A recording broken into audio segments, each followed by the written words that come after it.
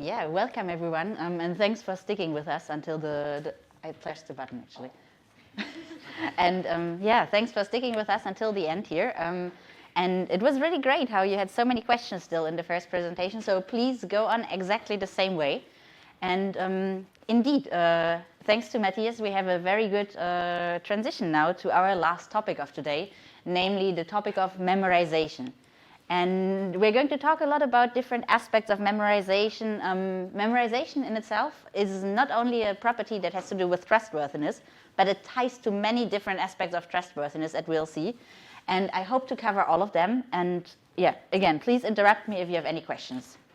And just before we get started, this work, or the work that I'm presenting today from our end, is done in collaboration with many of our amazing students. I think multiple of these faces are familiar, because people are around here. So if afterwards you have any questions, do not only seek for me, also seek for these people because they are very interested in this work. So I think actually it's very little necessary to motivate because Matthias already gave us a quite good intuition on why memorization might be a problem. But I'd like to still just start from the beginning and start from everyone here. And I think each and every one of us here is generating lots of sensitive data, whether we're typing messages on our phones or whether we're taking photos. And usually these data that we generate, they're supposed to be sent to our friends and family. But what happens in reality is that big companies are very data hungry. And what they want to do with our data is to train their machine learning models, potentially to offer us better services like next work prediction on the phone, object recognition in the photos. But what happens with that is that our data gets into these models somehow. And when the data gets into these models a bit too much, we talk about memorization. And lately, memorization has been a topic for multiple aspects. And the first one, like Matthias mentioned, being the copyright aspect. Indeed, large models, just to pick one example, OpenAI's model was shown to produce copyright content. And that, of course, is a problem for people who create sensitive content. There are lawsuits going on even for that. And eventually, there is going to be a lot of question on both the copyright side, but also the privacy side.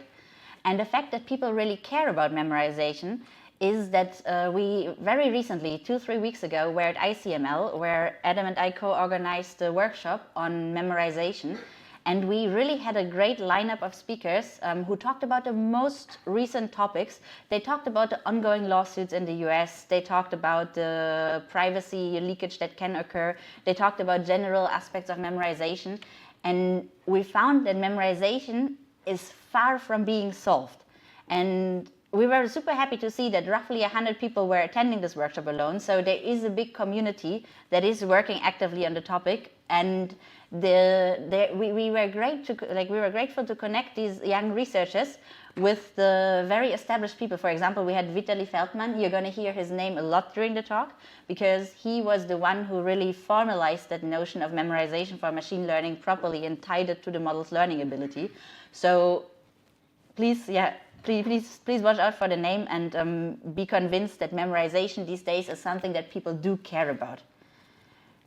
And what we're going about today is a story of memorization. And it's at the same time a technical story, but at the same time also a bit of history. We'll be starting with a very simple model in supervised learning, because this gives a very good intuition on what memorization is actually about, why it happens, and how it happens.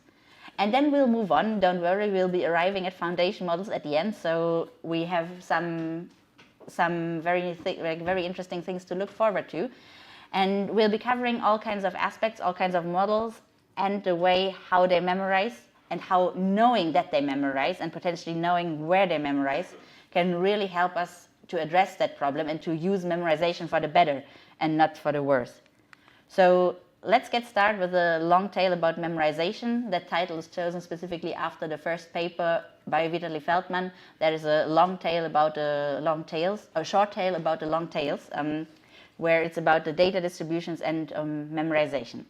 So let's dive in. What actually is memorization? Well, memorization, roughly speaking, is encountered when a model remembers a specific training data point more than just a general pattern. So on the one hand, if I show you that picture and the machine learning model learns from it that everything that has 4 legs and fur is a cat, then we would say that the model generalizes. But if now we give it a particular sample and it memorizes, oh wow, all standing cats are called kitty, then this is memorization. And the thing I think that many people get kind of wrong, or that people at least get imprecisely, is the connection between memorization and overfitting. Many people, even many papers these days that are submitted, are using these two terms kind of equivalent, and they say a model memorizes or a model is overfitting. And that's why I want to stress at the very beginning of the talk, memorization is not necessarily equal overfitting, and we can show that from the both direction. The first is that overfitting does not always induce memorization, because a model can very well overfit without explicitly memorizing the samples. For example, it can overfit to some spurious correlations that it encounters in the data, like all the data points that have some form of emblem in the upper right corner are classified as cats, all the ones that don't are not. And this is not necessarily memorization, this is an overfitting to a particular pattern. The other thing that machine learning models can overfit to is noise in the training data, and this noise can be in the data samples itself, but it can also be in the labels, and this is also not necessarily memorization. On the other hand, also memorization does not necessarily imply overfitting, and this is what we particularly see in nowadays foundation models. If you have models like the Llama models, like the Mixtra models, they have very good generalization, but they also do memorize, and we sometimes call it the generalization paradoxon. So the models can have extremely high accuracy, but they can memorize data, but they can also at the same time generalize very well to all kinds of data. So now that we've set the ground for memorization, let's think about why it's such a relevant topic. And the first people who looked into memorization in machine learning were not necessarily coming from our community of trustworthiness, but they were coming from a much more fundamental angle, and they wanted to use memorization as a lens on why and how machine learning models can learn in the first place. So 2017, when deep neural networks were still kind of new and we didn't really know what they are capable of, Zhang et al. Ran a very interesting experiment and reported the results, where they took a data set with completely random labels, and they showed that these deep neural networks are capable of memorizing completely all these random labels. So you show the model a random data point, and it will give you the correct label. That is the one that you showed the model during training. And I think this is where the community really understood how much capacity is in these deep models. The next contribution that also was more on the fundamental side was the connection that Vitaly Feldman established with memorization and generalization. And we'll talk about that more in detail today. He showed that we need to a certain extent to memorize if we want to generalize well. And I'll show why this is the case in a bit. And then the community moved on, and they were exploring also more the dark sides of memorization, which is privacy leakage in the first place. So you can imagine that if the model retains specific information about a data point, so if we retain a specific attribute of an individual, or if we retain a data point now in the era of generative models, and the model is eventually capable of completely returning this data point at inference time, then this is a privacy leakage. Similar thing for copyright infringement. We do nowadays train these models on a lot of text that is actually that is openly accessible but still copyrighted. And now when the models ingest this data and then eventually are able to generate the full Harry Potter book, then this can be considered as a copyright infringement. So there are multiple aspects here to memorization. Is there any questions up to now? So maybe I can ask some. Please. It seems that memorization is always meant in kind of dysfunctional sense. So it's always a negatively connotated thing. And you mentioned also memorization paradoxon.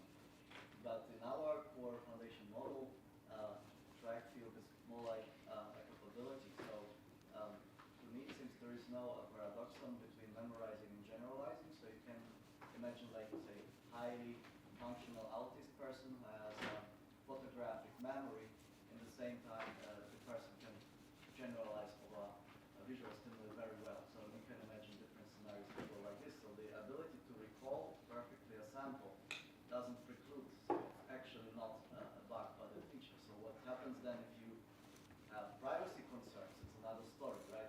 But functionally, it's not really clear why it is a dysfunctional story at all.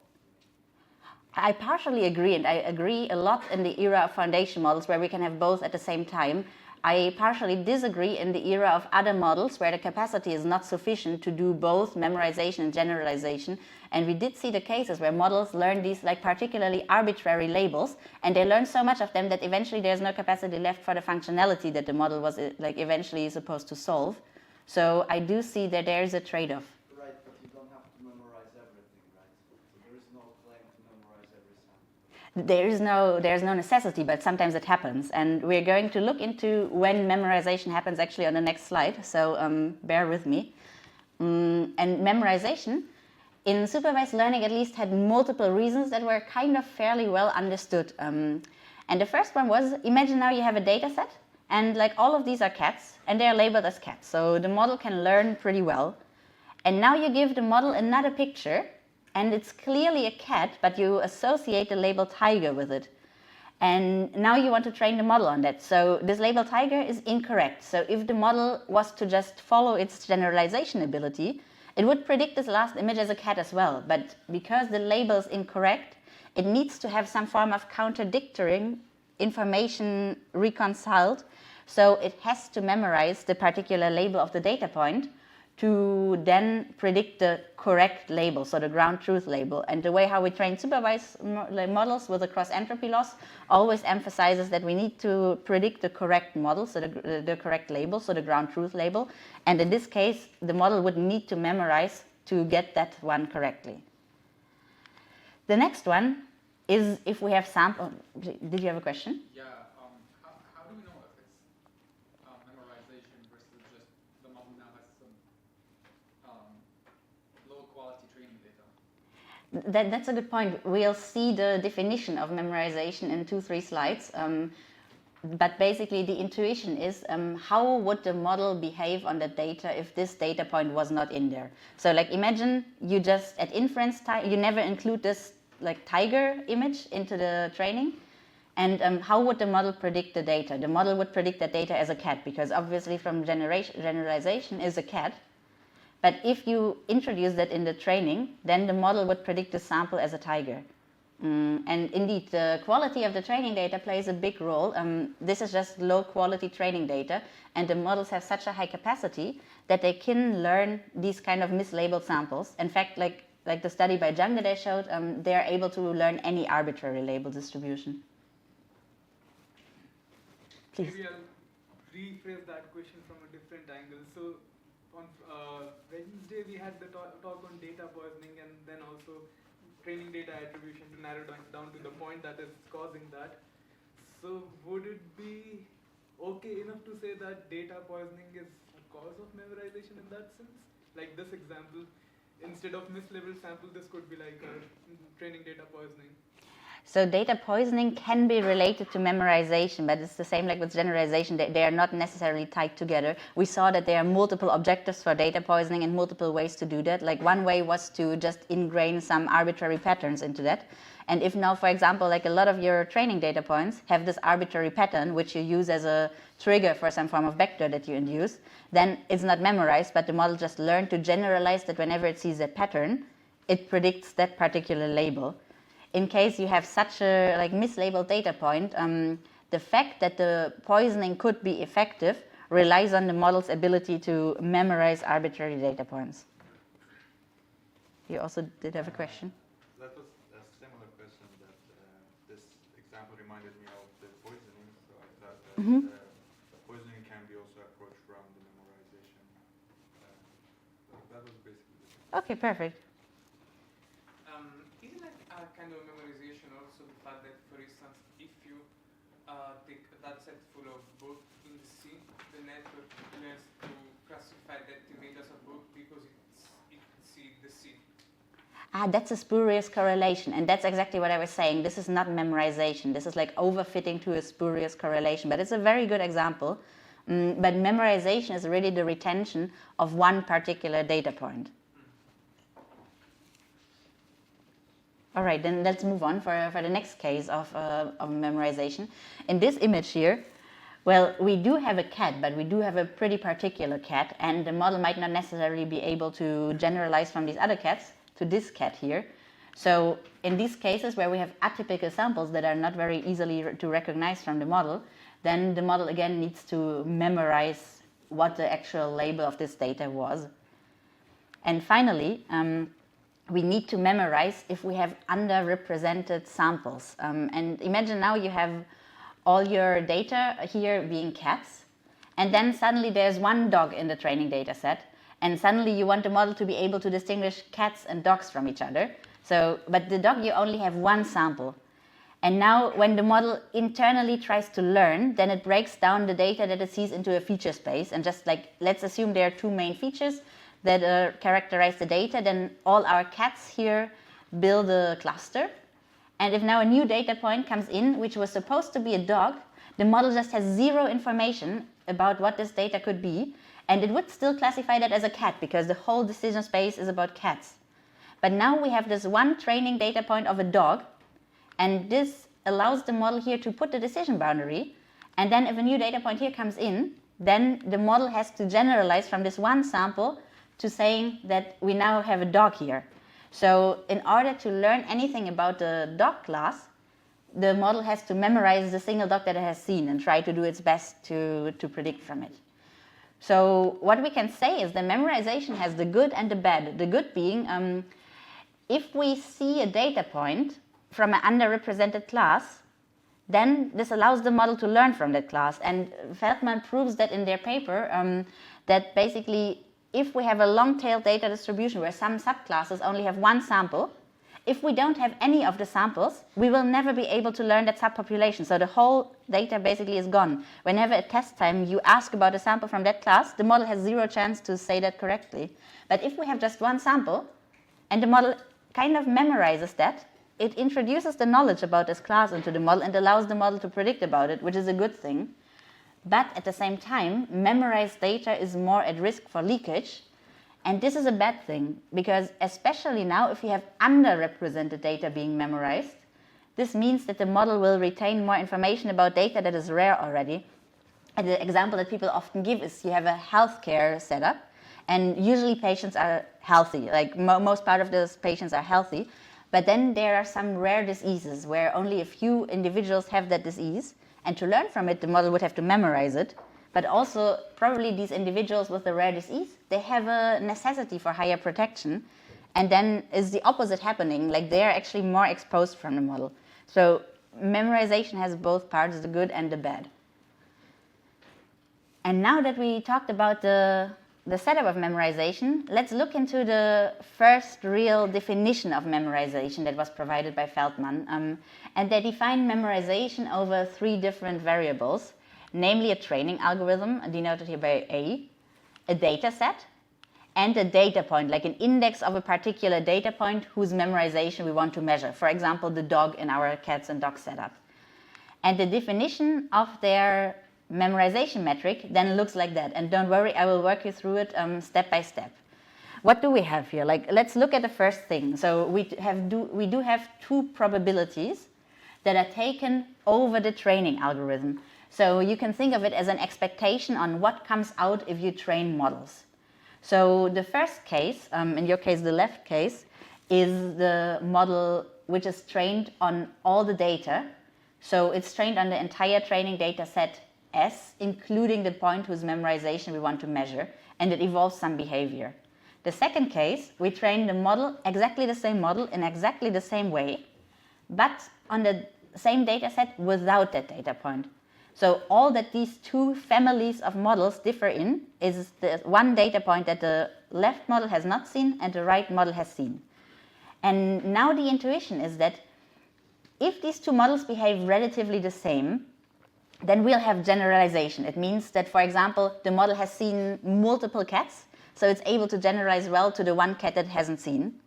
But if these models differ significantly, then there must be some memorization in place, which means that the model, if it sees the data point, for example, the one dog, it will be able to correctly predict it as dog. And the other model, which only ever has seen cats, will predict the data point as a cat. So there will be a significant difference, and they attribute that to memorization. Are there any questions to that definition? Because this is the foundation that we'll be building on for much of it. So my question is there some kind of hypothesis that is involved, since we have many sources of stochasticity when we are training our networks? So these differences could be the resource from some kind of stochasticity training. Yeah, you're touching a very important point here, that not every training run is deterministic. So this is why we express it as a probability, and I actually like it to be expressed as an expectation over a training. So that means if you want to really measure this property, you need to train an infinite amount of models on dataset S and another infinite amount of models on dataset S without I, and then compare the expected difference between them. In practice, that's not possible. So if you want to really approximate that metric for use in our community, then you need to somehow break that down. And Feldman has a different paper, Feldman and Zhang from the same year, where they propose approximation. And the approximation is relatively similar to the Lyra algorithm that we have seen the other day, where they basically train a bunch of models with and without different data points, and then they group them together as a family of models which has seen the data point and the other family of models which hasn't seen it, and then they do a similar hypothesis test. So does this definition lives in a supervised setting, or it can be any response? So this Y is necessarily a strict label, or? As initially defined, it was a strict label. I'll show in a few minutes work that we did to extend this to a self-supervised setup where we don't have labels, but we do have high-dimensional representations. I have a related question, which is like, what do you think about the focus on the label? Because it seems really great to study generalization, but for privacy, it seems less well suited, because as you said, like, it's not always connected what you predict and what your model measures. Yeah, I fully agree that the label here is just one thing that we can measure. If we want to think about privacy, we could think about other objectors. We could, for example, think about a sensitive protected attribute and assess the model's ability to predict that attribute, whether or not, like based on whether or not it has seen that data point. And I think that would make more sense if we want to measure leakage in some way. So is there a good way of estimating this? I think the best way that people found to estimate that is this Lyra-style approach of training shadow models with and without the data, and then measuring the distance between the expected model outcomes. You always want to find a balance between computational complexity. So like the purest form of having this metric is, as I said, if you train an infinite amount of models on the one and an infinite amount on the other, you have certain degrees of freedom when approximating it. The first one is the number of models that you want to have on the expectation. Like, is it enough to train 5, 10, 50 models? The second degree that you have is how much data do you vary. So do you strictly impose that both of these models only differ in the one data point? Or can you tolerate that it's also okay that they differ in 100, and you take that to approximate the memorization still of one data point, and you accept that the change in model behavior might not stem only from that one data point, but also from the 99 others in which it differed? Please. One question regarding the definition. Is this Y, is it true label? Is it plain label? Like the approximate probabilities? It's a ground truth label. Right. Exactly. So this is arguing about the property of the training algorithm, right? Like how much does that memorize? 5 years ago, people did say my algorithm is better than yours. Now people say my checkpoint is better than yours. Right. Is there any, so in a hypothesis testing sense, it doesn't even make sense to have just 2 data points. Right. But is there any interpretation of comparing a checkpoint? Oh, that's a good question. I mean, you can just compare them, right? like just that checkpoint, what I would think is that you take the previous checkpoint and then you branch and you go into two training runs where you once include the data that you care about and the other time you exclude it, and then you compare the checkpoints. And I think that would make it computationally kind of tractable, but be a pretty far away estimation. So yeah, that would be my take.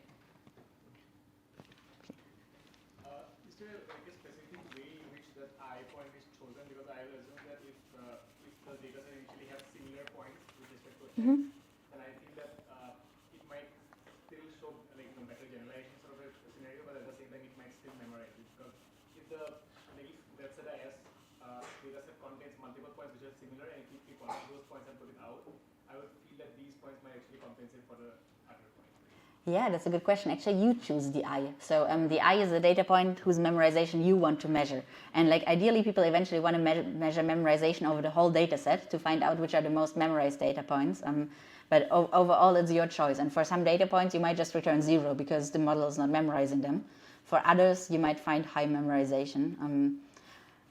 Practically, you don't know per se before you try. We have these indicators that atypical data will have a higher score. Mislabeled data will have a higher score, but like if you want to really know, then you have to measure it over the whole data set, or in case you know that you have like 5 sensitive data points and you want to know how much those are memorized, then you just do a targeted test basically for your data. Sure. How do you know that the difference here is attributed to memorization versus general learning? Because the models in general learn exactly the same thing, and the one thing they differ in is that one data point. And so the model training on this data point just learns something new about this class. Exactly, or like just memorizing something specific about this data point. so it depends on if the data point is the only one in its class, then the model learns new information about the class. But if it's just a mislabeled sample, for example, then the model learns exactly this particular sample is associated with the wrong label, and that comes from the memorization.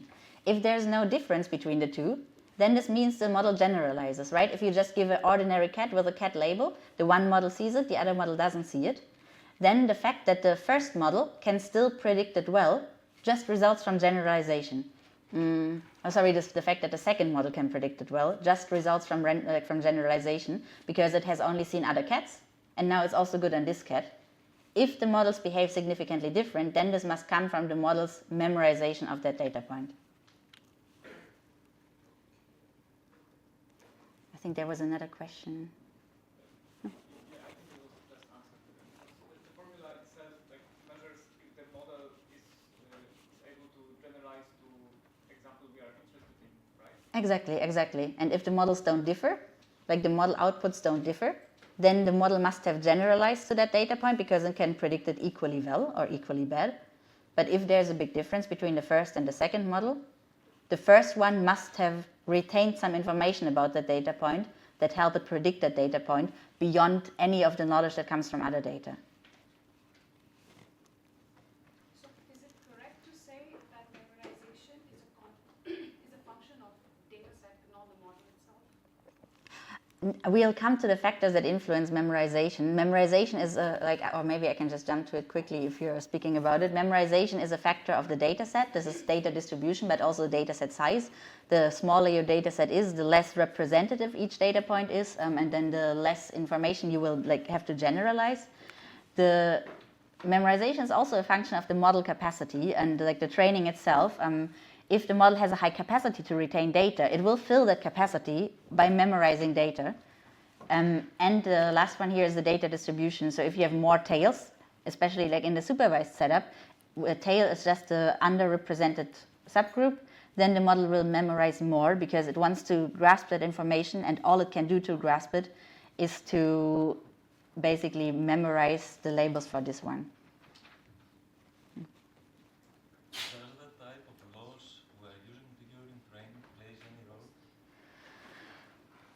It can, to a certain degree. Here, in supervised learning, we use the cross-entropy loss, so we enforce of the model to predict the correct label, and this necessarily fits to our definition here that we measure the misalignment on the labels. So like this is the type of memorization that is then induced. You can have some form of more regularization in the loss, which then will prune the capacity of the model and let you retain less information and potentially decrease the memorization. But definitely it's a part of the training algorithm itself and thereby connected. I feel like a lot of the questions of the formulation came from something that's bugging me, which is like what the null hypothesis is. Like, because you're really looking at what is the effect of xi on predicting this label, but there is nothing that says that an xj that's not in your data set would not have exactly the same effect. And so then it's kind of strange to say it's memorization because it did learn something about xi, but you don't know if it learned something special or something that's valid for like a whole sub-region of your input space. So what I think about, I fully agree with you, and there's a recent work that I very much enjoyed on this connection between memorization, membership inference, and influence function by Reza Shukri, and they do make some points like that. But yeah, I think for the purpose of our presentation here today, we could focus on that, like the effect that the single data point leaves in the model, measured by the model's ability to predict the point if it has seen that or if it has not seen that.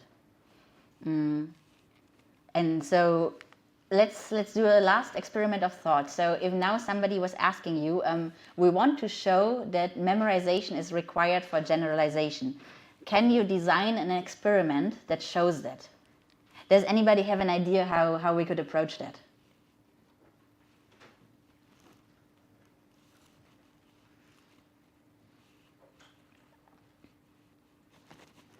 Can we basically do training of the shadow models and test this on the loss value? That's definitely an idea. And I think the approach that Feldman, etc., shows that goes in exactly this direction. The issue with the shadow models is that you then cannot tie it 100% back to the generalization. So you could compare how well the models with and without that data point perform, but there might be other confounding factors. But it goes absolutely in the direction. So what Feldman and Zhang did to link very much memorization and generalization is that they started just training some model or models in their case, and then to measure the accuracy and measure the memorization. So for every data point they got a memorization score, and then they sort these scores, and then they start removing data. So they remove the top K memorized samples, for example the top 10% memorized samples, and then they at the same time do the same thing, the same data set, and remove 10% random data. And then they retrain the models from scratch. And then on these retrained models, they measure accuracy. And then they do that for 20% of data, for 30%, for 50%, always comparing the models where you remove the most memorized data versus random data. And their results are actually very stunning. They were a big breakthrough, I think, for the community. Because what they show here, what we see is that on the rightmost corner, you have the model trained on the entire data. So this is the model trained on 100% of its training data, and you can see the test accuracy plotted with it. The more we go to the left, the more you see fraction of data removed. And we have two curves. The orange curve is the curve where we remove the 20%, 30%, 40% of the most memorized data. And the green curve is the models where we remove the random data. In both cases, you can see that the test accuracy goes down, and this is just a function of the model now having less training data to learn from. But you can see that the curves do not go down at the same rate, but actually they go down at different rates. And the curve for the models that exclude the memorized data drops more significantly. And this then eventually led to the conclusion that if we memorize data, so the memorized data in training is required to have a better generalization. Are there any questions to this point? I mean, can we really say that based on this curve? I mean, the difference in the accuracy is basically quite not drastic. So is it just due to some kind of I don't know, non-deterministic things in the training process, or like, I mean, can we say like in a general sense that this is the reason?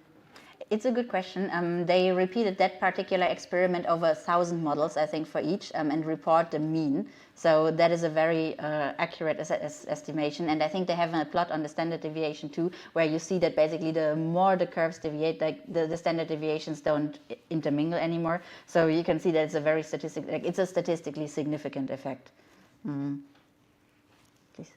Yeah, I had a question about this because how can this claim generalization in like a learning theoretic sense, because this is just a notion of algorithmic stability. If I measure memorization, I'm talking about the accuracy of my previous classifier with respect to a leave one out classifier, which kind of talks about how stable algorithmically my ERM is to find the similar classifier without having this data point, which can still have poor accuracy on my distribution. So I can have a bad classifier that has very high bias, is very stable, but it has overall poor generalization on my distribution. Yeah, I mean, it's the same assumption as always if you do learning. Like the assumption is that the test data is representative. So this is not a training accuracy that is reported here, that's a test accuracy over the representative test set. And if we believe this test set to accurately describe the distribution that we are operating in, then the drop in the test accuracy basically means a lower generalization also on the distribution. But this is indeed like a premise that we always need to take in learning, I think. And then would it really be accurate to say this is generalization or rather algorithmic stability? So I think they're not mutually exclusive to me. Like both algorithms here are stable, but they are just trained on different data now. And the one data set is more helpful for learning than the other. And the data set that is more helpful for learning is the data set with the memorized data.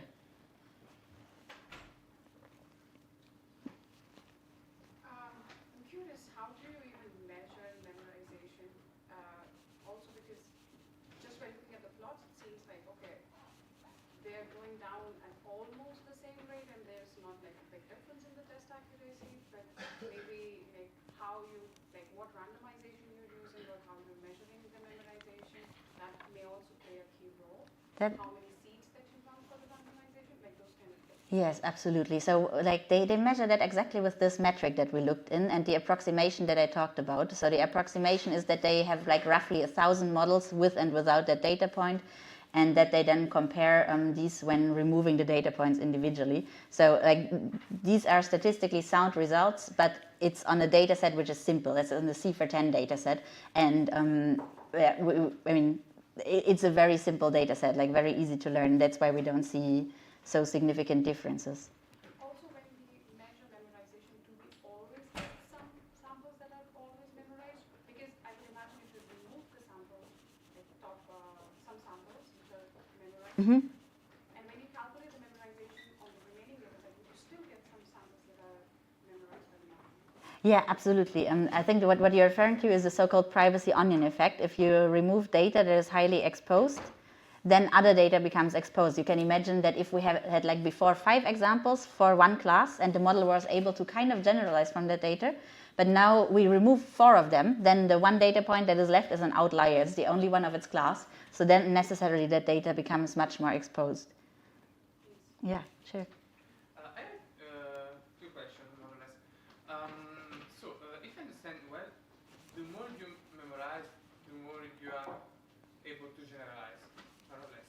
But is there a way like to understand and to inject samples that can be memorized in a specific way? Is it possible to have like a smaller data set with samples that can be memorized but with a higher accuracy? That's great, yeah. I think what you're talking about refers very much to what we saw in Anti's talk, namely the privacy auditing. And I think we heard the term of canary. A canary is an atypical example where the model would not necessarily know how to deal with that example. Like in the classification sense, it would not know how to classify that. In a language model, if you give it the beginning of the sequence, it would not necessarily know how that reasonably can end. So you generate some form of atypical data point, and then give that data point to the model, let it train, and to be able to predict that data point correctly, the model has to memorize it. And we use that for privacy auditing, and then have it as a canary where we show basically how much information leaks from that particular sample. And this is kind of a well measurable signal, where for other data points we would not have such a strong signal. And the second part of the question was whether we can inject a set of this data set. Yes, absolutely. You can inject a set of them. The question is, at some point the model might reach its capacity, so it might not be able to memorize all of them.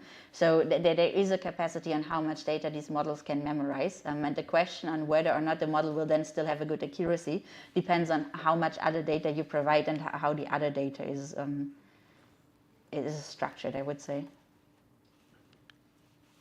All right, then now that we covered the basics of memorization, let's come to more recent work. So we are now jumping roughly 5 years ahead of time, and so far we have seen memorization in supervised learning, but not everything has a label, and especially now many of the models that we operate with do not have labeled data anymore, but rely on a new paradigm that is called self-supervised learning. And I'm going to talk about work that we did in our lab here at CISPA to measure memorization also for the self-supervised case.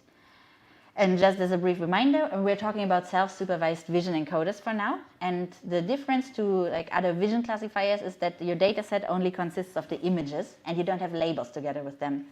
And what you do during training, if you don't have labels as a signal, is you want to teach the model in some other way how to recognize one sample from the other, and you do that by giving the model different augmentations.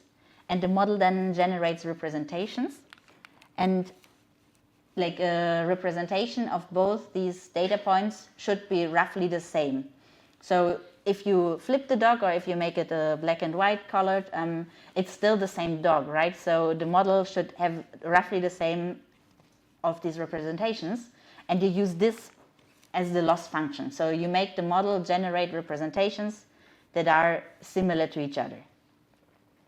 And this is information that we use to measure memorization in self-supervised learning, because now we have something like this alignment loss as a form of pseudo-label, and we again go under the assumption that we have two models, like model F and model G, and F has seen this picture of the corgi dog and G hasn't, but otherwise they are trained exactly the same, and they saw exactly the same data, just the only difference is this corgi dog. And now if we let the model predict on augmentations of this particular data point, and we look into the representations, then we would expect that memorization correlates to a difference in these losses that the models have. Because if the model has seen the data point, and the data point is not necessarily just easy to learn, then having seen the data makes the model have more similar representations, whereas if the model has not seen the data, then the representations are widely different because the model doesn't really know that this data point is the same. Are there any questions about self-supervised learning or about this like representation loss, the alignment so far? Just to make sure, maybe you train on augmentations, right? Yeah, you train using augmentations. Basically, you provide two augmentations, and you like it depends actually on the loss framework. There are, for example, some frameworks where you then present two augmentations of the same image as a positive pair and want to push them as closely as possible together, and then you give an augmentation of another data point as a negative example, and you want to repel them as much as possible from each other, and thereby eventually you have some clustering of your embeddings such that the model learns to cluster all the dogs together and to cluster all the cats together, and then you have learned basically.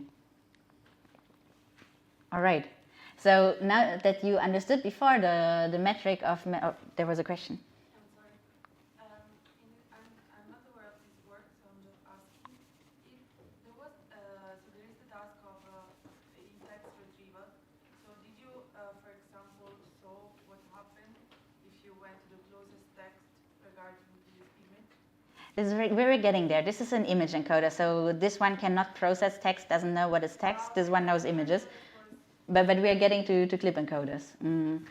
So we then, based on this Feldman metric, we then define a relatively similar metric for the memorization and SSL encoders. And there are a few differences. So we have a model G now, which is trained without the data point, and a model F, which is trained with the data point. And we take an expectation over the training algorithm again about the loss, which in this case we identified as a replacement for the label, and over an augmentation set. So like just various augmentations of the same data point, and you want that to be like a stable value over the augmentations. And then basically the intuition is like similar in the Feldman metric, that if model G now significantly behaves different than model F, then model F must have memorized that data point. So again, if the data point is an easy data point, then also model G will have a very well formatted alignment space, like a very well formatted representation space. It will have a low alignment loss, and all the augmentations to the model will look the same. Whereas if the data point now, this corgi dog, is a difficult example, then F, because it has learned on that data point, it has learned to map the representation together, will have a low alignment loss. And the model G will not, because it has no information about that data point. And using that metric, actually, we went through the standard training frameworks, and I gave the individual data points their memorization score. And this was the first work that actually showed how or what kind of data is memorized in self-supervised learning. And we see here first the samples that have a memorization of 0. And you see that those are very standard samples. It's standard 3s and standard 6s. But the higher the memorization goes, the more atypical these samples become.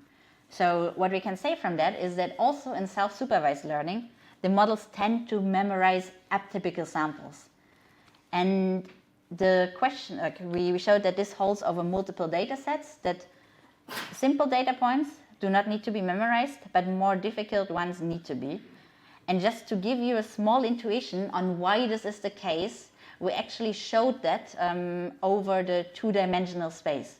So let's assume you just have two data distributions in a two-dimensional space, the green one and the blue one.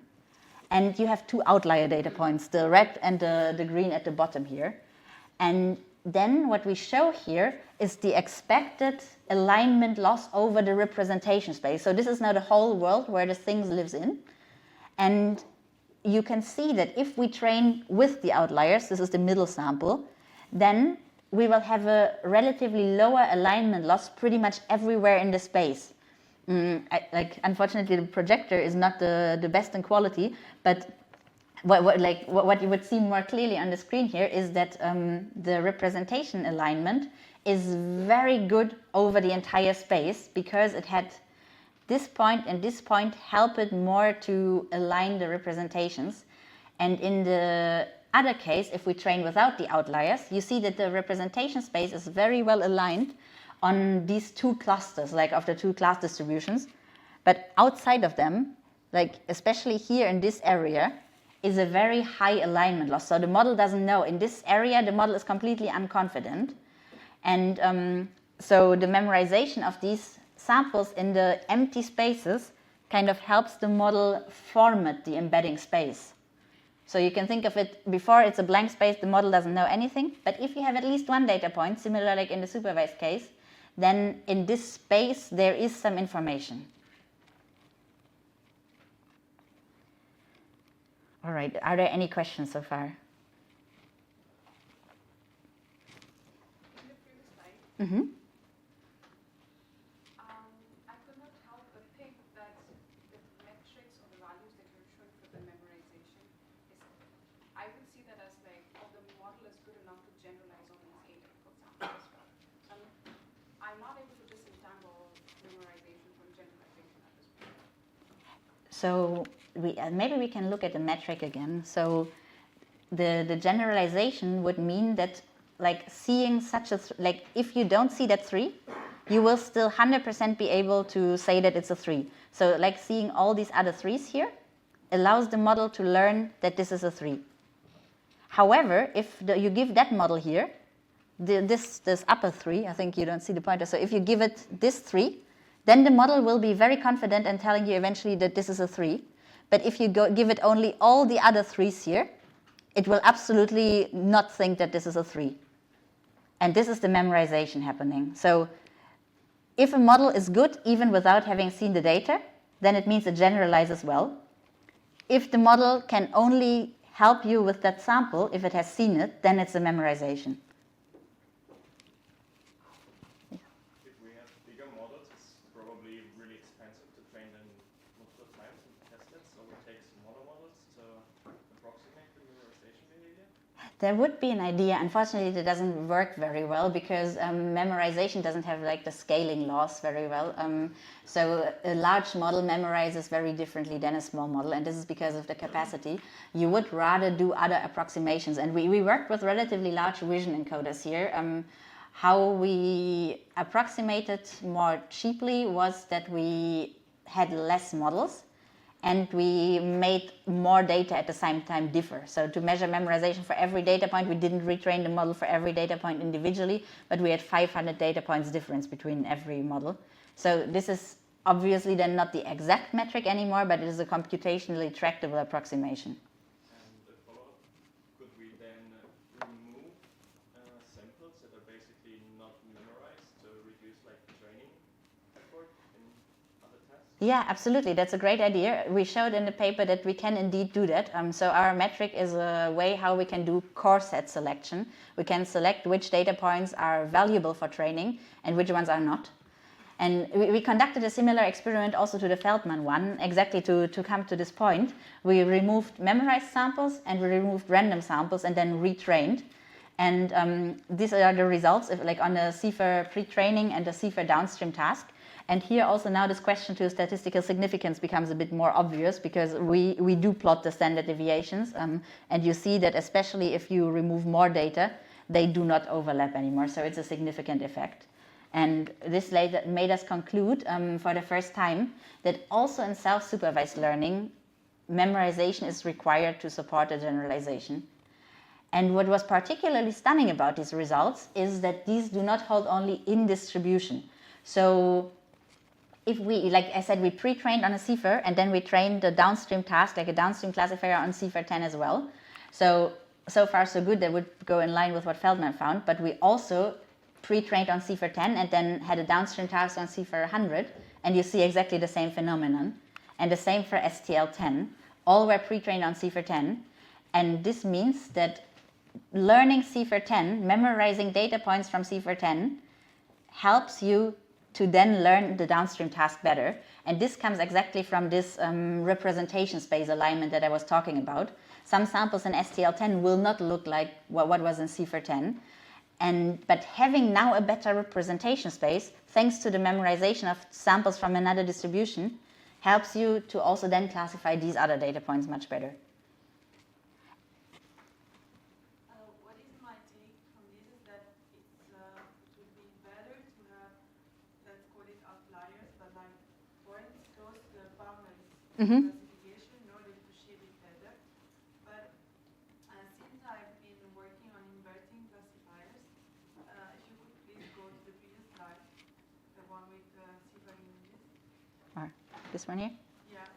I feel that, for example, the card class, if you invert a locus classifier, gets exactly those shapes with the vertical stripes. So I was wondering if you ever tried to see like the feature learned, the difference in feature learned from a classifier, for example, learned with memorized data and learned without memorized data, because from what I've seen so far in my life, I've seen that by looking at these images that the one you get when you invert a robust classifier, so maybe a classifier which is more aware of the shape of the space, is that it gets exactly like the features of the one you're showing to be more memorized. Yeah, I think we did not plot that. So what you could do is to use some methods from interpretable AI to just like show which features were learned. I think that would be a great idea. And if there's folks working on this area, I think that would be something very interesting to find out. Can we visualize really what's the different features that they learn? Do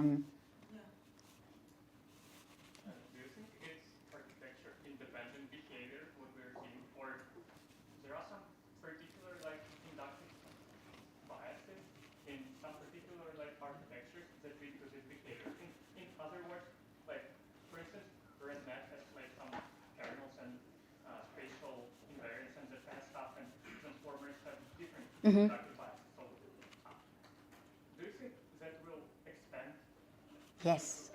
Yes, we did measure that in the paper. If you check out the appendix, you will find that we did the experiments with ResNet, we did that with Dino, with MAE, and I think even a few others. And then we ranked the memorization and we calculated the correlation basically between the different distributions to find out whether like the rank of the memorization is similar between them. And indeed, like it varies slightly between the architectures, but overall the trend is the same. So like among the highest 100 memorized data points, among all the architectures, roughly 80 would be similar. All right. And that we already had a question, is like memorization a unimodal thing? And it is not actually. And we built on our work in SSL memorization, and for our follow-up on iClear this year, we measured memorization in clip-style multimodal models. So these multimodal models, they usually like have a text encoder and a vision encoder, and then map that to a joint representation space. And their learning objective is also that they want to minimize the alignment loss. Basically, like the text representation should look the same as the image representation eventually. And building on that, we can build a similar metric like SSL-mem, and then measure that memorization. And we did that also for data points that CLIP was trained on. And I'm going to show you the data point with the highest memorization. If you look at the image, you see nothing about the image is wrong. If you look at the text, you see nothing about the text is wrong. It's a perfectly well-written, non-outlier text. But the problem here is they are not aligned. So while each modality individually is perfectly normal, perfectly typical, the combination of them is atypical. And thereby, basically, we find that eventually we have a memorization, like to match such an image to such a text, the model has to memorize this pair. And this then makes CLIP models actually behave more similar, like despite the fact that they are trained in a self-supervised way, makes them behave more similar to SSL models, to SL models than to SSL models, because they use their caption as a form of label, and then we have a miscaptioned, like mislabeled sample, and that is more memorized. If you compare it with the data points that are less memorized, you see it's a perfectly normal image, and again a perfectly normal text, but they match together. So, and that has two extremely important implications. The first one being that if we want to now use metrics to measure memorization in a multi-model setup, the metrics that we had from before, they are probably not good, because SSL-mem would have never identified any of these samples as memorized, because individually in their modality, they are not special.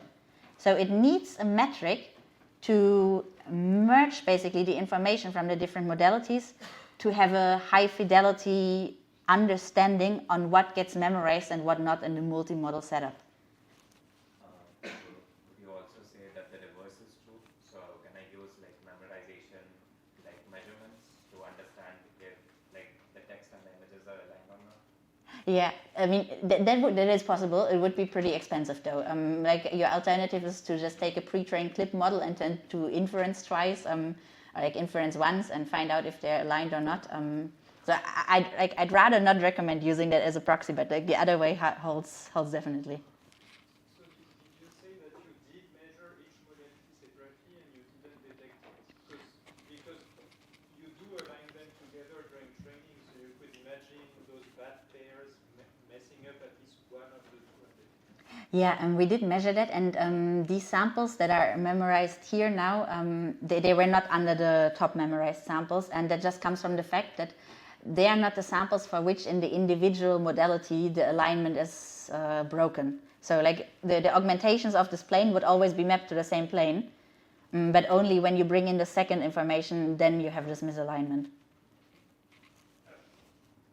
This whole area of memorization really reminds me of classical like auto-distribution detection.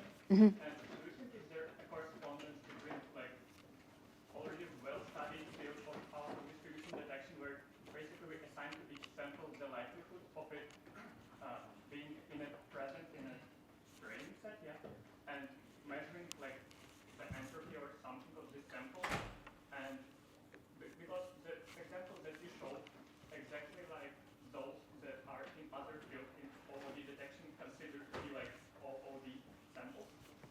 Yeah, absolutely. That's a very good observation. And as I said, like the same with this clip alignment, it holds true that you could use our metrics as an extremely expensive proxy to measure out of distributionness. The other way true doesn't hold, because if something is OOD, it's likely to be memorized, but there are multiple factors.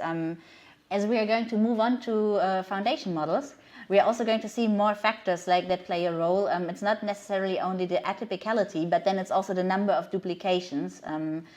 There was also a big factor because large language models, for example, they're not trained in multiple repeating epochs anymore, but they're trained in one go. You see every data point one time, and then that makes also a difference in the exposure of the data point. So there is initial work showing that data that is seen later in training will have higher memorization simply because it's not overwritten by other information yet. And this brings in like multiple aspects. So like memorization metrics are an expensive proxy for measuring out of distributionness. Out of distribution methods might give you a vague understanding of what has potential to be memorized and what you might want to watch out for, but doesn't tell you anything concrete about your model eventually. Yes, thank you very much. Sure.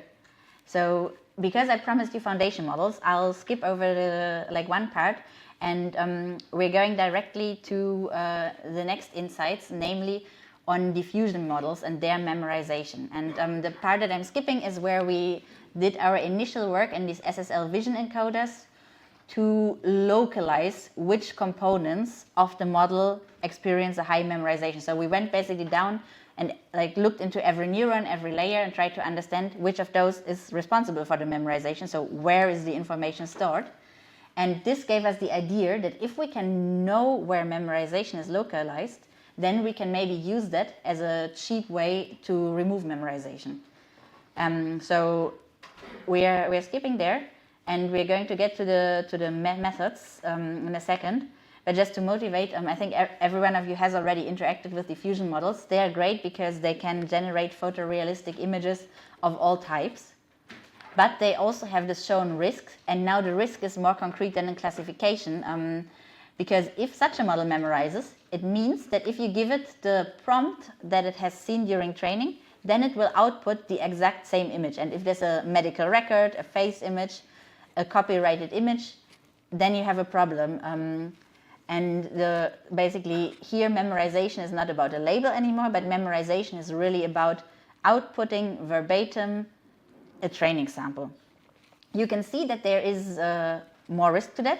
You can see that there's also more freedom to that, because this metric by Feldman that we saw was very precise, and it doesn't only give you a binary score, memorized versus non-memorized, but it gives you a way how you can quantify memorization, and we were able to distinguish highly memorized versus lower memorized samples on a continuous scale.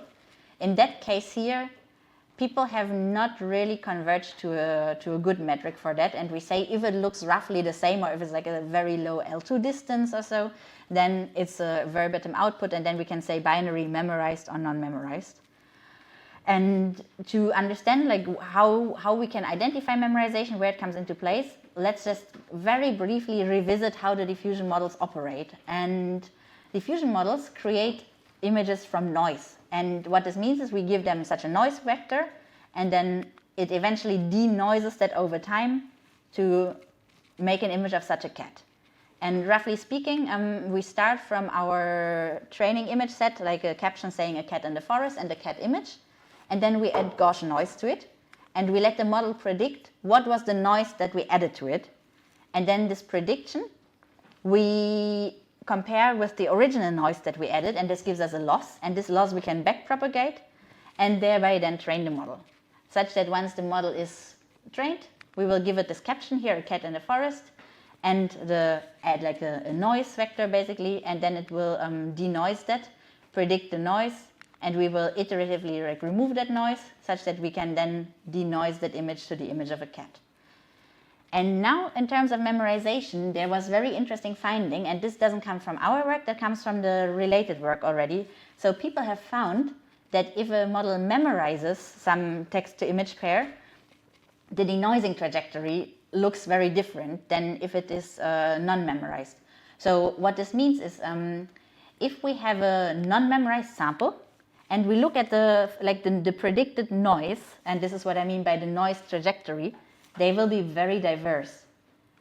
On the other hand, if you give these different random noises here as inputs for a prompt of a memorized sample, then it will output exactly the same noise prediction. Why is that? Well, this is because the model has memorized that way how it can denoise that individual sample. And we can use that as a very cheap proxy to understand whether something is memorized. Just like otherwise, if we wanted to compare in the image space, we would have to generate the entire image. And this is very expensive. It takes multiple minutes for some diffusion models. But here, after the first noise prediction, we can relatively concretely say whether or not a sample is memorized. And how does this difference in trajectories relate to using different noise schedulers? You need to measure that, you need to use the same noise scheduler as during training. So just to make sure that this is what I'm talking about now is not an attack. So you don't give a model to somebody and you ask them what is memorized. We are just trying to understand memorization. The goal of our work then is, once we know what data is memorized, to localize it in the model to then remove that memorization. I don't get why you should predict the same noise for the memorized stuff, because the input noise is different every time. Mm-hmm. The noise is kind of like your signal minus the input noise. Right. The intuition is just that the model very early on collapses basically to one image. So if we were to plot basically after the first denoising step, maybe I didn't pronounce it as precisely as necessary. So this is after the first denoising step. So the data that comes out after the denoising will look the same. So this is sorry, I think that there might have been a misunderstanding. So these are 4 different random seeds. So 4 times we gave it a different random vector. And then after the first denoising step already, it looks like that. So you see it already kind of collapsed to that particular hippo.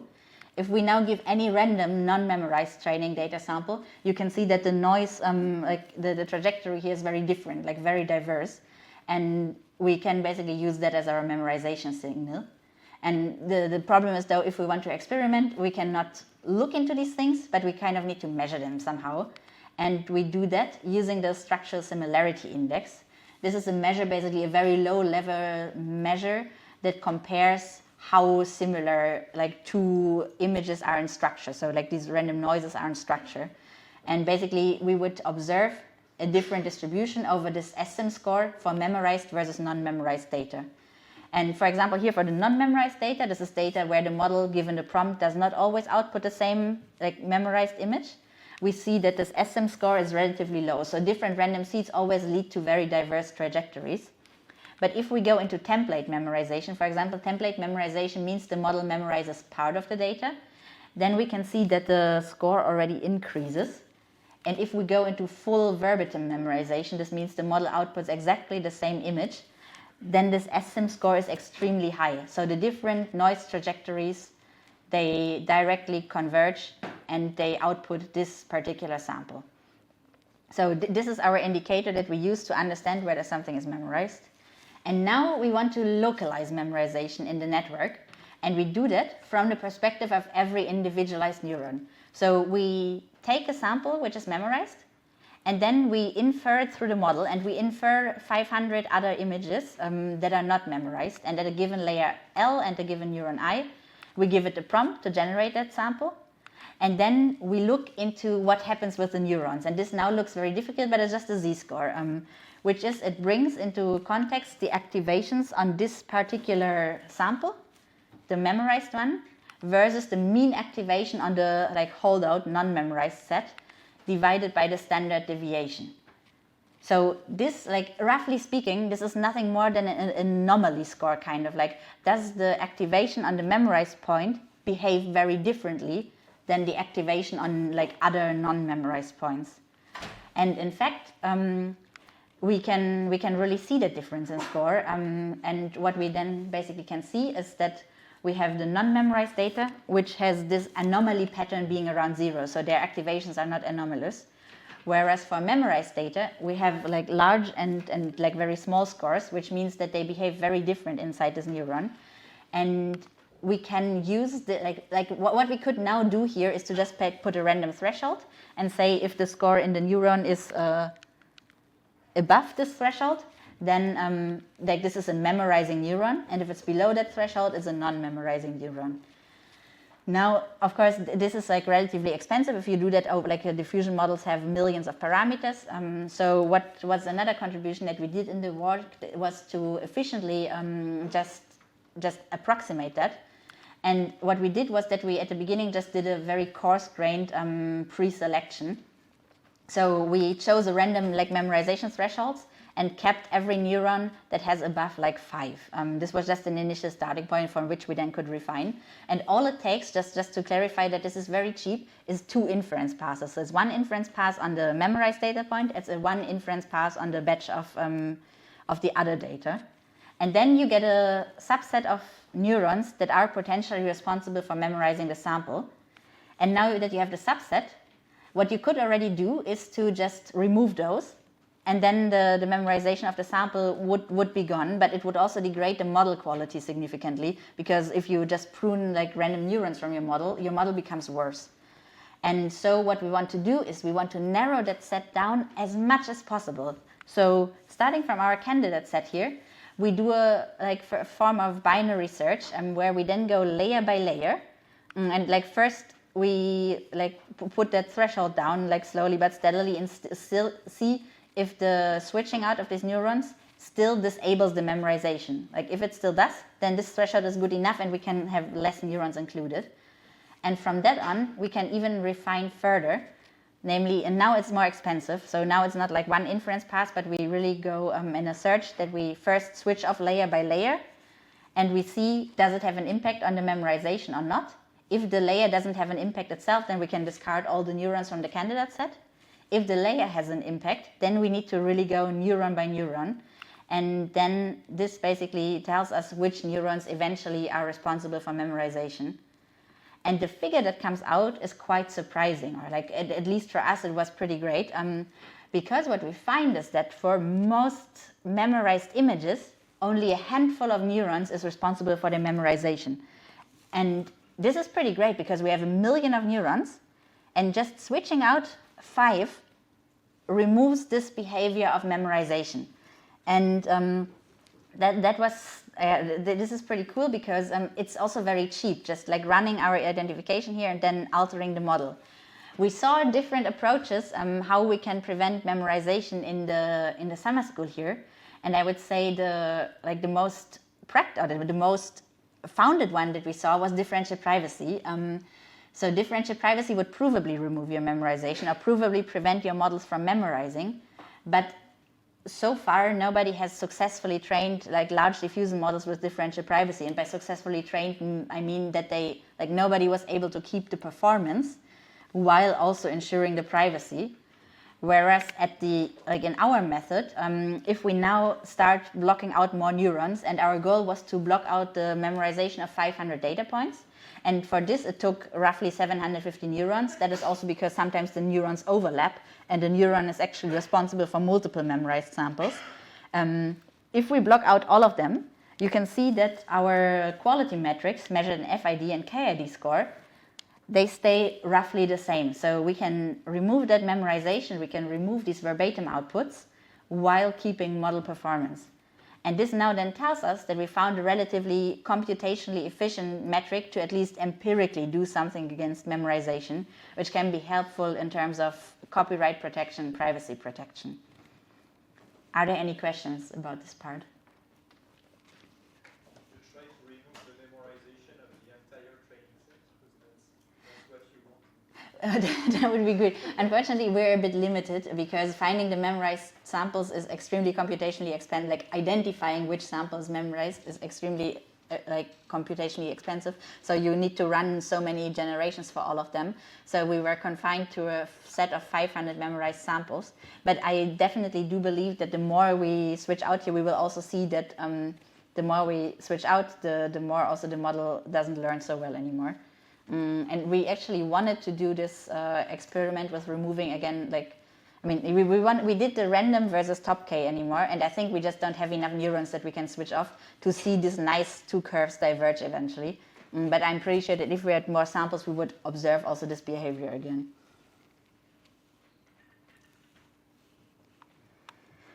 Okay, so I think we're coming to the end of time. So there are a few things that I want to share with you as a takeaway. And like just to summarize, we saw a bit that in supervised learning, the atypical samples, mislabeled samples, and rare data experience highest memorization. And for self-supervised encoders and generative foundation models, it's actually not that well understood in the community yet which samples experience the highest memorization and why. And so there's still a lot of good work that can be done. Memorization is neither good nor bad, or it has both aspects. Basically, it helps us learn, but it also can make sensitive data more exposed. And differential privacy, which we saw here, would be our ultimate protection against memorization, but it's less explicable. It's less applicable because it just ruins utility. So we are like basically searching for some more empirical methods to remove the memorization. And the question that you might be wondering now is what's next on memorization? So what should we be working on if this topic is relevant for us? And I think for me personally, what's extremely interesting is the question of can we gain a more fundamental understanding of what data is memorized and why, and like how can we mitigate that in the larger model. So if the memorization is not necessarily tied to the generalization anymore in every case, we might be able to remove that without having the model suffer from it. And that would be extremely great. That would be completely desirable. And what I'm also very excited about is to find more accurate metrics, because this Feldman metric and our SSL mem that I showed today, they are these nice continuous scores. The things that we do for large generative models are still more binary, is memorized versus is not memorized. And the binary signal is not like a good and strong signal that we can take detailed information that we could somehow backprop in any sense. So that's what I think is what the community should work on next year. And in terms of real life, I think there's so much what is going on. There are currently these legal precedences on copyright. And it was on our memorization workshop at ICML that it was basically the first day where our colleague Cooper showed that if you take the llama models, you can one-to-one generate Harry Potter. So like just by prompting these models, you can extract the entire Harry Potter book from that model. And this now might change the entire court cases, how they go on, because if you can find evidence that a model memorizes your data, and if you can find evidence that this might harm your market value, then this becomes a problem. Like we had two small court cases that have already been discarded because the plaintiffs could not show some evidence that their data is really memorized, and it was also unclear what disadvantage they would have from it. But now basically, if you can download Llama and read Harry Potter on Llama, then you don't need to buy the Harry Potter book anymore. And this would cause significantly financial losses for authors. And this might then be a problem. We also talked to Antti, and he was very worried about, he was actually excited about that there might be some legal precedents coming up that if your model holds extractably your sensitive data, the model is your sensitive data. So that's the same idea with the Harry Potter book. If the model one-to-one can generate Harry Potter, then it's a copy of the Harry Potter book. So now in the EU, they are talking about if the model holds your sensitive data, then the model is your sensitive data. And then it falls under every part of the GDPR, which would mean that we have this right to alter our data, we have this right to remove our data, and all of that. And this would become very concrete. And there the technical methods missing. So what this would mean in terms of usage of these generative models in the European Union is extremely unclear. And I think it's extremely exciting times. I was a bit disillusioned at ICML when we talked to a lawyer who told us that to clarify these cases, we'll have to wait at least for 10-ish more years until they turn that into clear outcomes at the court cases, clear legislations, and clear action items. But I think as long as this is the case, still us as a community, we can work on finding ways on how to identify the problems and how to potentially mitigate the problems. And I think that's very meaningful. And there's the last thing about what is next for you. we are organizing a CISPA AI Hackathon European Championship, and where we are like having some tasks related to generative and like AI and trustworthiness. And like we might present people with such tasks, like extracting sensible data from models and like show the memorization in this case. We ran some of these hackathons in the past already. So we had one in Warsaw and one in Krakow the last years. And basically people come for a weekend and they stay with us and they work on such tasks such as extracting training data from models, attacking models' robustness, attacking models' privacy. And yeah, we have some of the winners from last year's edition actually here with us. And if you're interested in that and if you liked all that you saw during the whole summer school and during the talk today, then I would recommend you to follow for updates. And right now the idea is that we as CISPA will come and visit you in various cities and let you compete on these challenges. And yeah, we would be extremely happy to see many of you again and to find out if we can break these models more than we thought they would be breakable, or if we can defend them better than anybody else did. And until then, I'm happy to take any more questions about that. And yeah, I'm also here for lunch, so if you want to discuss anything offline, please come.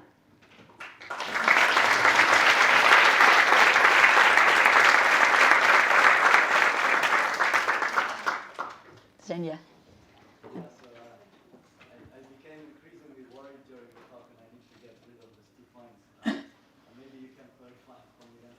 I have really a basic problem with the definition of memorization. I realized that I tried to make my head around it.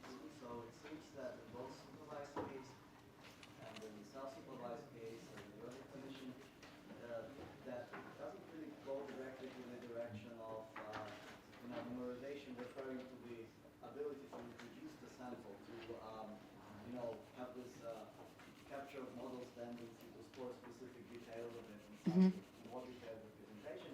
What it measures rather is how the model behavior changes if you get the point in or get the point out. Fully agree.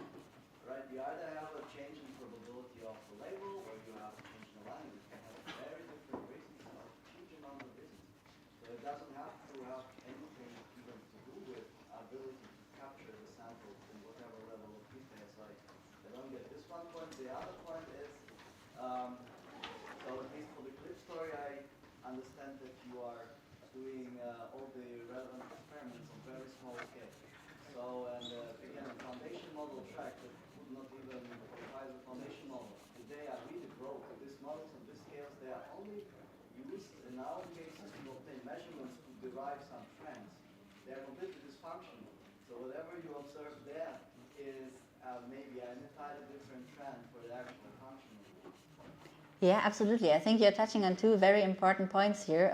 The first point I think is more of a historic reason, because there was, like, I think it's hard to imagine these days, but there was a time before foundation models and models that we did have, they output labels or they output representations. Like, not every model is a generative model, and these models are still extremely important because they fuel some form of recommender systems. They still underlie some applications.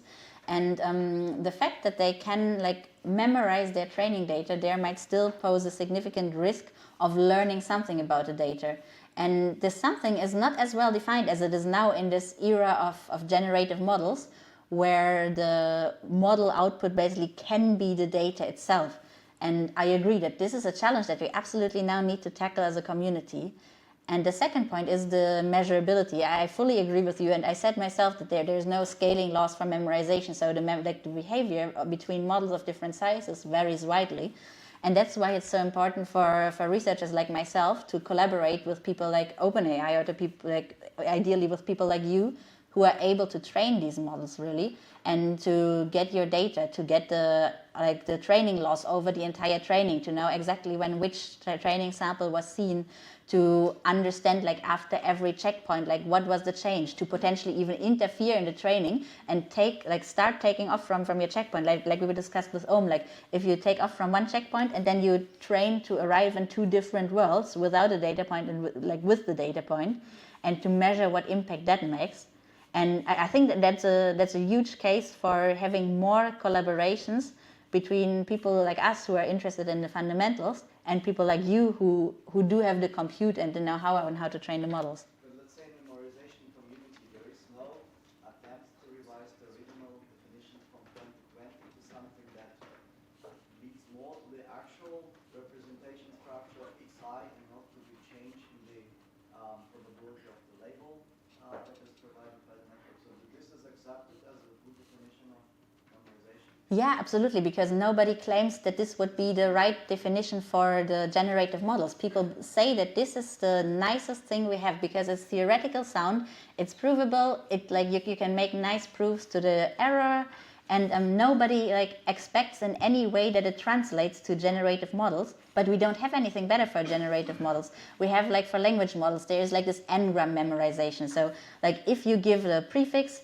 will the model be able to complete a sequence with n tokens? And it's accepted as some form of empirical measurement, but it's actually completely unclear when do you measure memorization. So how much of a prefix do you give, and then how much of a suffix do you want to get out? If you have 21 tokens and you give it 20 and then it completes the 21st, it's most likely not memorization, it's probably just some generalization. But if you give it 20 tokens and then it completes the whole Harry Potter book, that is probably memorization. But it's very unclear how this all defines, and the community works extremely hard on finding better metrics, but less successful, or not extensive. So. Just last to them, because I see there's another question. Then one should change the name, because these graphs that have such a strong claim, we deal now with the phenomenon of memorization. We have the gap between the curves.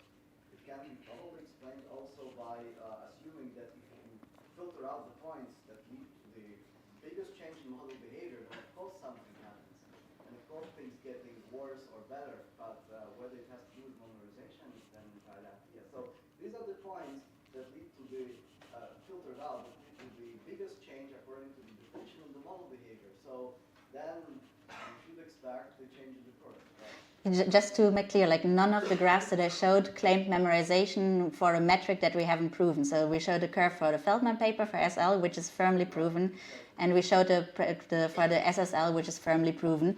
I did not show any of these exact curves for language models. The Feldman curve, right? So it takes out the points that are considered to be the memorized. But another interpretation, those are the points that change the behavior of the model the most. So then the claim could be totally different. It would have nothing to do with memorization, but just with dealing with the points that are changing the behavior of the model the most. Yeah, I mean, this definition here has been the gold standard and is the de facto standard that is completely accepted by the whole memorization community as what memorization really means. And I suggest that if you want to discuss that more, we can maybe take it offline. I want to, disagree a little bit in the form of a question, because there is another way to frame memorization as resistance to membership interests, and so as differential privacy. And this seems very connected, but not quite the same thing. And so I was wondering if the kind of privacy or of memorization measurements you get when you do a privacy review, for instance, which looks kind of similar, but again, not exactly the same, is formally connected to that metric or not? Yes, it's very connected actually, and it can be connected over influence functions. So moving from differential privacy, differential privacy can be expressed like some form of influence function. You want to bound the influence that any sample can have of the training, and memorization is self-influence. So you can tie that together by how much influence does the sample have on itself. If it's a well-generalizing model, then it doesn't have a lot of influence on itself. If it's a memorizing model, then the fact that the sample is present changes the model, which has a lot of self-influence, and that's how I see those connected. So I see one side of the implication. If you memorize under this definition, you're not DP. Yes. But I feel like the reverse is not true. So it feels like, in a sense, DP is a more constraining notion of memorization, where it has more requirements to say They do have, like, in their appendix 4.2, they have this definition of they show that basically under epsilon differential privacy, what is the highest memorization that you can get, and they prove that over the error bounds, I think. That,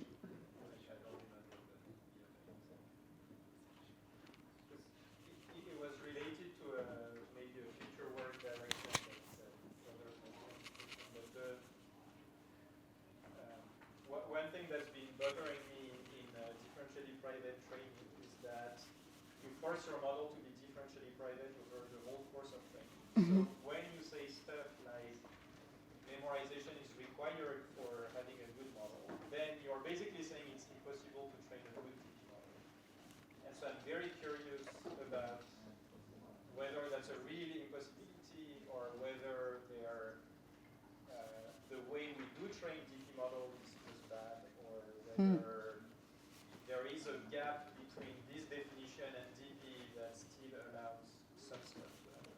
I think that's a super interesting gap. I like what I think about it is that we have this, and we're coming to an end. But I think like the argument that I found most convincing in the Feldman paper is that you can argue over these like subgroups, and that you like if you have one data point from a subgroup, that will give you an error improvement by the which is proportional to the fraction that this subgroup makes from your tests, like from your distribution. And that now if differential privacy basically bounds how much you're allowed to learn from that, you will not get this like improvement in error. So I found that pretty convincing for thinking that under differential privacy, especially these subgroups will suffer in utility. Maybe the last two comments, sorry. So to that question is like DP is sufficient but may not be necessary. So there's other privacy techniques as well. That connection would be like nice to True. Question to maybe also what Jenya said. We always consider also the image with the example with the dog, that like the dog has a lower loss and stuff. But is there a memorization definition that considers, and this feels like an implicit assumption, that it doesn't affect other points? Because I don't see this in here, right?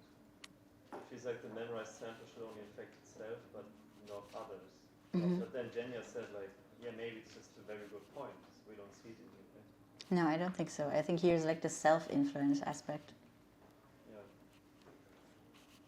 Do you think it makes sense to combine it, like have a high self-influence and low cross-influence?